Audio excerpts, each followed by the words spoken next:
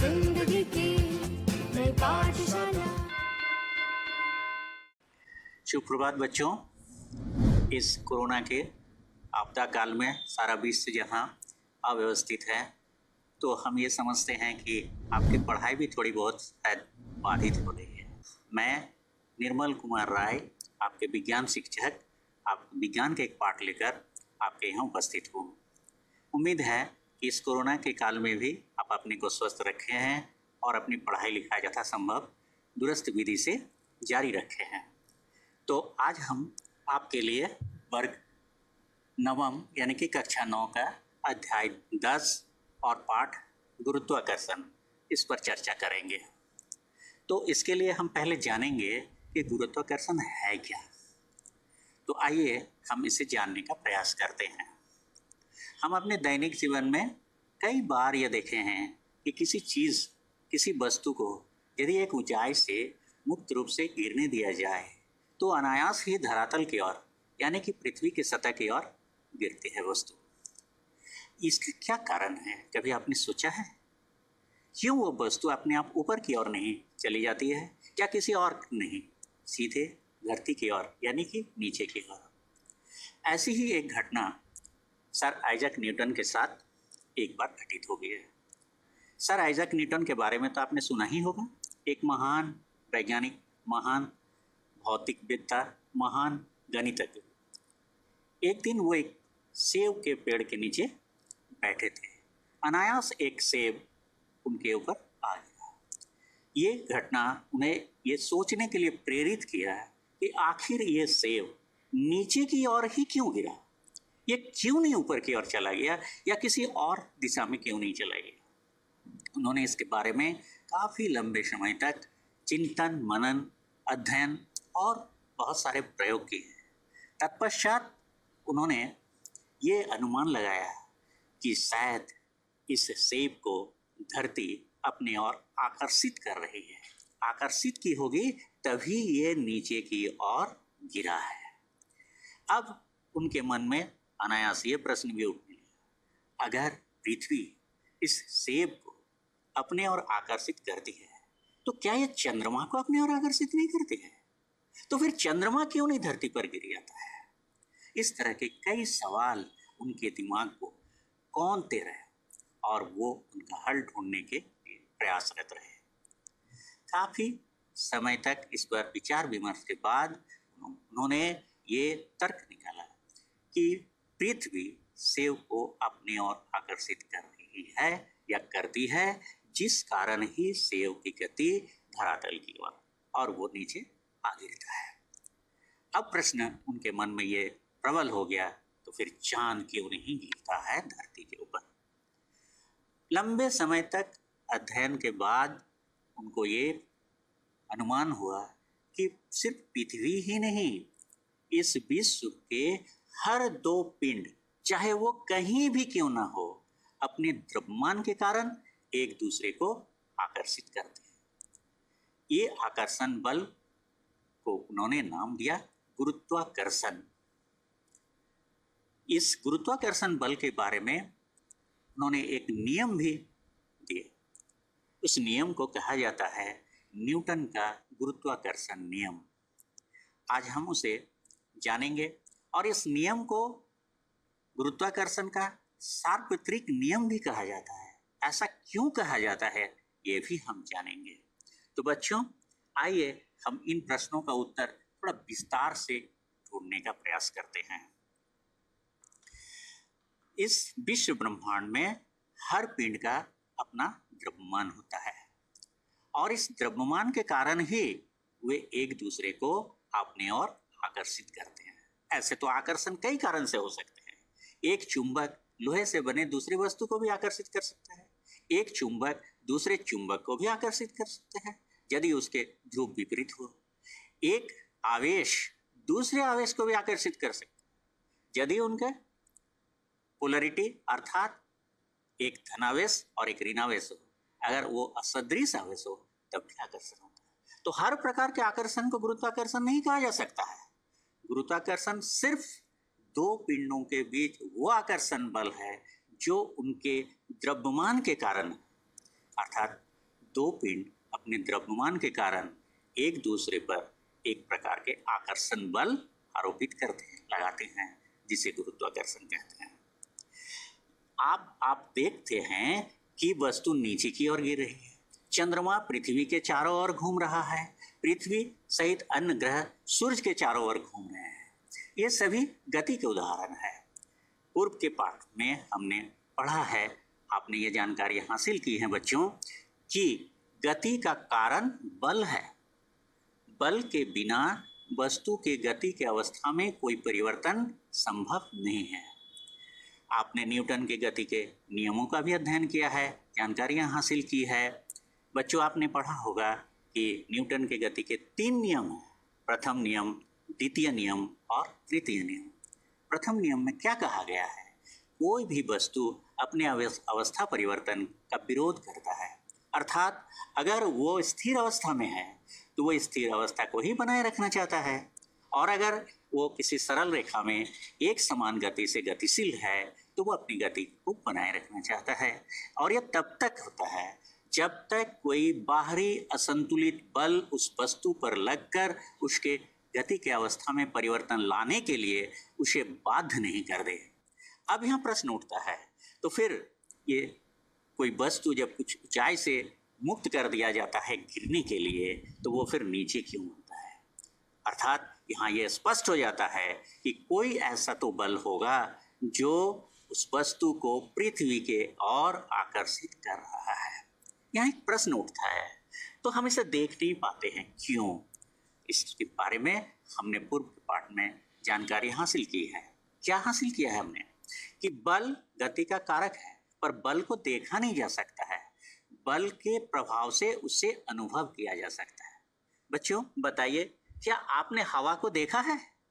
नहीं ना, आपने पानी को देखा है, परंतु हवा भी एक पदार्थ है और पानी भी एक पदार्थ है। तो इस विश्व ब्रह्मांड में सारी चीजों को हम देख नहीं पाते हैं।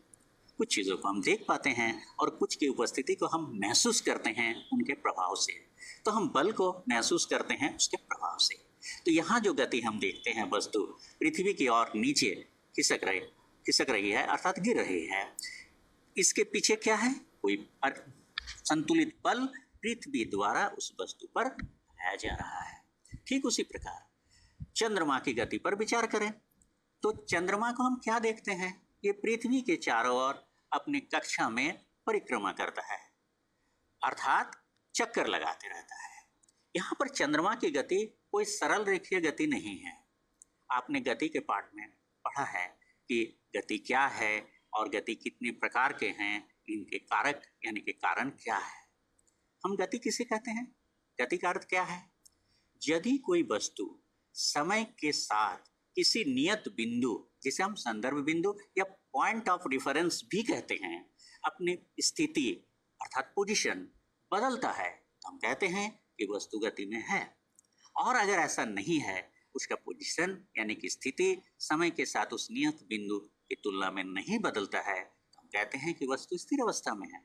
बच्चों, यहाँ ध्यान देने की बात है, विश्व ब्रह्मांड में वास्तव में कोई भी ऐसा पिंड नहीं है जो स्थिर अवस्था में है, सभी गतिमान हैं। हाँ, यदि हम संदर्भ बिंदु बदलते हैं तो कोई गतिशील वस्तु हमें स्थिर प्रतीत होता है या कोई वस्तु दूसरे वस्तु के तुलना में गतिशील प्रतीत होता है। यहाँ गति के कई प्रकार का भी वर्णन हम लोगों ने किया है, जाना है, जानकारी हासिल की है, जैसे सरल रेखीय गति, वृत्ताकार गति, दीर्घवृत्तीय गति, दोलन गति आदि है। तो चंद्रमा की गति कैसा है? चंद्रमा की गति वृत्ताकार पथ पर गति है।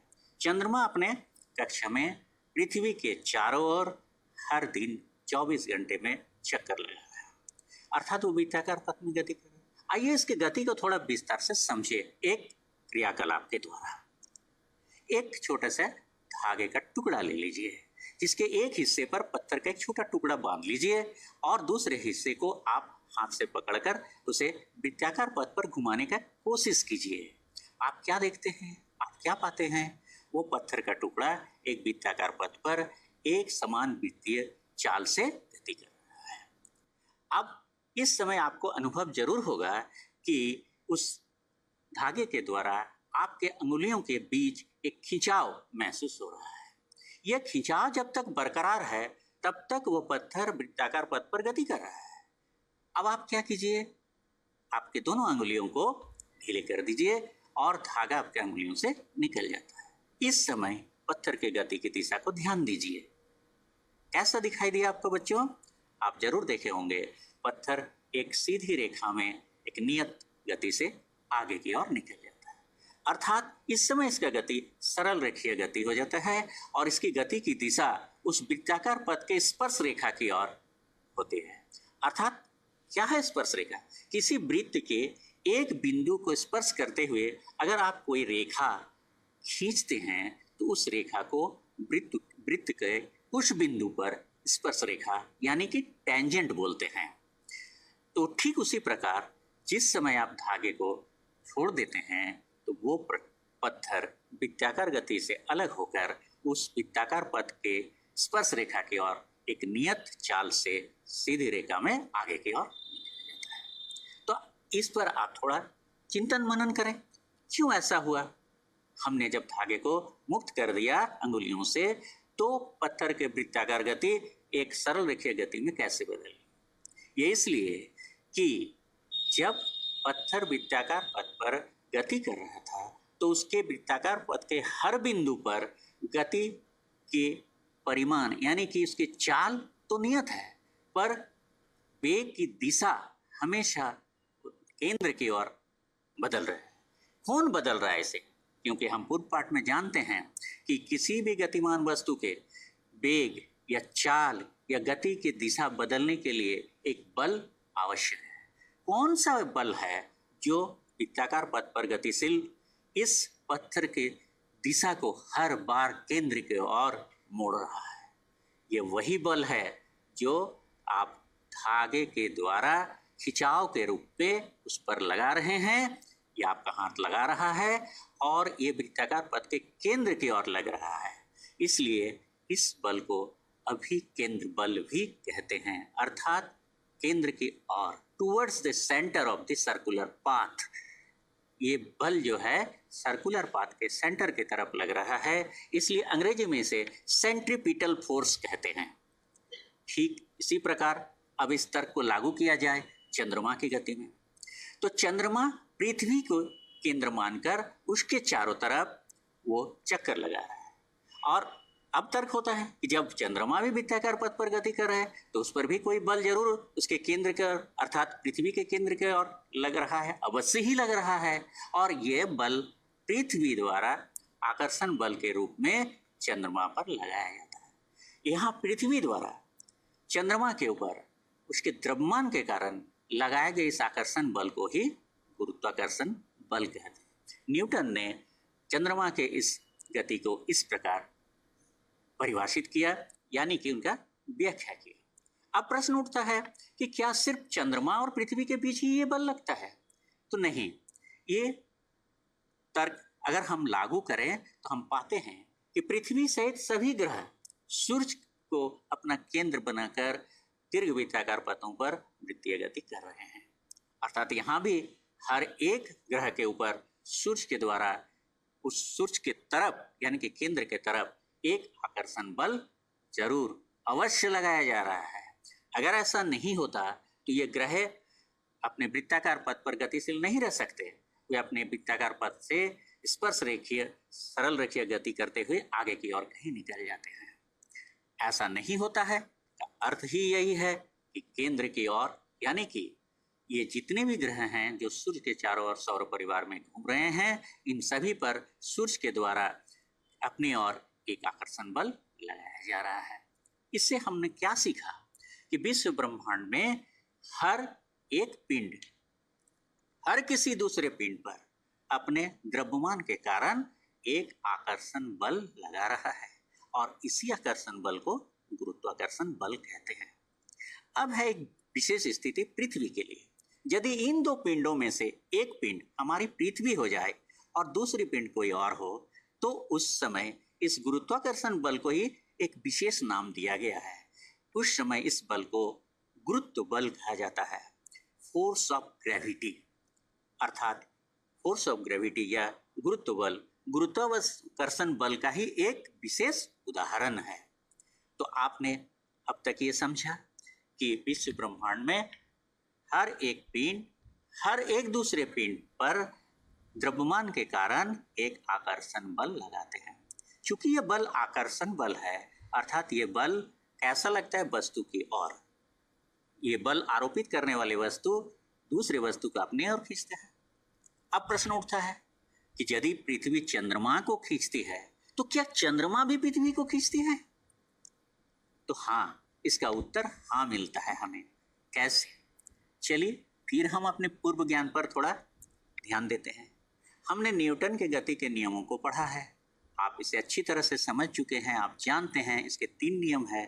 इन 3 नियमों में से जो तीसरा नियम यानी कि न्यूटन के गति के तीसरे नियम को आप याद कीजिए। क्या कहा गया है इसमें? प्रत्येक क्रिया के विपरीत और बराबर प्रतिक्रियाएं होती है। प्रत्येक क्रिया के विपरीत और बराबर प्रतिक्रिया, ये दोनों तात्क्षणिक होती है, अर्थात तुरंत एक साथ, और 2 भिन्न पिंडों पर कार्य करते हैं, मतलब एक दूसरे पर। इसी नियम को अगर हम लागू करते हैं तो हम क्या पाते हैं कि जब पृथ्वी चंद्रमा को खींच रही है तो चंद्रमा भी पृथ्वी को अपने ओर खींच रही है, अर्थात परस्पर यह बल लग रहा है। इन्हीं अनुमानों और सिद्धांतों के आधार पर न्यूटन ने सारे विश्व में लागू होने वाले एक नियम प्रतिपादित किए, अर्थात विश्व ब्रह्मांड के हर पिंड इस नियम का अनुपालन करते हैं। इस नियम को न्यूटन का गुरुत्वाकर्षण नियम कहा जाता है। चूंकि यह नियम विश्व के हर पिंड में लागू हो जाता है, चाहे वो पिंड विश्व के किसी भी स्थान पर किसी भी जगह पर हो, इसलिए इस नियम को सार्वत्रिक नियम भी कहते हैं। सार्वत्रिक का मतलब सारे विश्व ब्रह्मांड में जो लागू हो, सत्य हो। सो इस नियम को पूरे तौर से हम लोग ये कहते हैं कि न्यूटन का गुरुत्वाकर्षण का सार्वत्रिक नियम। अब हम लोग उस नियम पर थोड़े विस्तार से चर्चा करेंगे। क्या है यह नियम? न्यूटन ने इसके बारे में 2 बातें कही, एक बल की मात्रा और दूसरा बल की दिशा। बच्चों, आप जानते हैं कि बल एक भौतिक राशि है, और यह कैसी भौतिक राशि है? यह सदिश राशि है। सदिश राशि किसे कहते हैं? हाँ, आपने ठीक कहा। सदिश राशि वो भौतिक राशि है जिसमें परिमाण और दिशा दोनों होते हैं, और जिसको व्यक्त करने के लिए इन दोनों की आवश्यकता होती है। और इसके अलावा ये सदिशों के योग के त्रिभुज नियम या सदिशों के योग के समानांतर चतुर्भुज नियम का अनुपालन करता है। तो चूंकि बल एक सदिश है तो इसकी दिशा और परिमाण दोनों ही होगा और दोनों ही बताया जाना चाहिए। सो न्यूटन ने जो नियम प्रतिपादित किया, उस नियम में उन्होंने दोनों चीज को समाहित किया, गुरुत्वाकर्षण बल के परिमाण को भी और उसकी दिशा को। तो आइए अब उस नियम को हम लोग जरा विस्तार से जानें। क्या है नियम? न्यूटन के गुरुत्वाकर्षण नियम के अनुसार 2 पिंडों के बीच उनके द्रव्यमान के कारण लगने वाले गुरुत्वाकर्षण बल के परिमाण उनके द्रव्यमानों के गुणनफलों के समानुपाती होता है, तथा उन दोनों पिंडों के बीच की दूरी के वर्ग के व्युत्क्रमानुपाती होता है। व्युत्क्रमानुपाती मतलब उल्टा अनुपाती, जिसे अभी हम लोग गणितीय रूप में भी देखने का प्रयास करेंगे। साथ ही साथ उन्होंने इस बल की दिशा भी बताया। यह बल दोनों पिंडों के केंद्रों को जोड़ने वाली रेखा के अनुदिश लगता है, अर्थात दोनों पिंडों के केंद्र को जोड़ने वाली रेखा के साथ। किधर अब ये बात होती है कि एक ही रेखा में ये दोनों एक दूसरे से दूर भी हो सकते हैं और एक दूसरे के नजदीक भी हो सकते हैं। चूंकि यह आकर्षण बल है तो ये बल दोनों पिंडों के केंद्रों को जोड़ने वाली रेखा के अनुदिश एक दूसरे के तरफ लगते हैं। इन दोनों बलों का परिमाण एक ही होता है, सिर्फ अंतर इतना होता है कि दोनों की दिशा एक दूसरे के तरफ अर्थात विपरीत दिशा में है। और किसके अनुदिश? दोनों पिंडों के केंद्रों को मिलाने वाली रेखा के अनुदिश। अब इसको हम लोग गणितीय रूप में देखने का प्रयास करेंगे। आइए अब हम बोर्ड पर चलते हैं।